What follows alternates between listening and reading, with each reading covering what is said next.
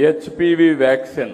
ఈ రోజు భారతదేశంలో ఈ హెచ్పివి వ్యాక్సిన్ తీసుకొచ్చారు మన ప్రధానమంత్రి నరేంద్ర మోడీ గారు. దీనికి కారణం చాలా మందికి క్యాన్సర్ వస్తా ఉంది.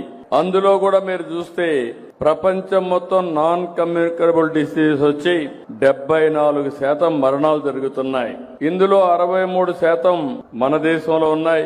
మన దగ్గర ఇంకొంచెం పెరిగి 68% ఉన్నాయి. దీనికోసం ఇంకొక పక్కన మీరు ఒకసారి చూస్తే ఈ రోజు క్యాన్సర్ లో 2021 ప్రకారం మన దగ్గర 29,379 మంది, 25కు 32,657 మందికి పెరిగే పరిస్థితి వచ్చింది.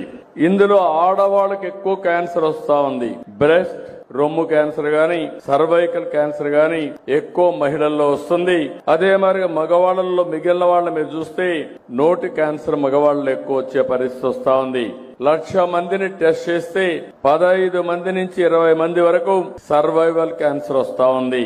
ఇది రాకుండా ఉండాలి అంటే ఒక వ్యాక్సిన్ ఇవ్వాలి. ఆ వ్యాక్సిన్ పేరే హెచ్పివి, హ్యూమన్ పాపిలోమా వైరస్. ఈ వ్యాక్సిన్ ఇచ్చే పరిస్థితికి వచ్చాం. ఈ వ్యాక్సిన్ కు మామూలుగా అయితే 4,000 రూపాయలు ఖర్చు అవుతుంది.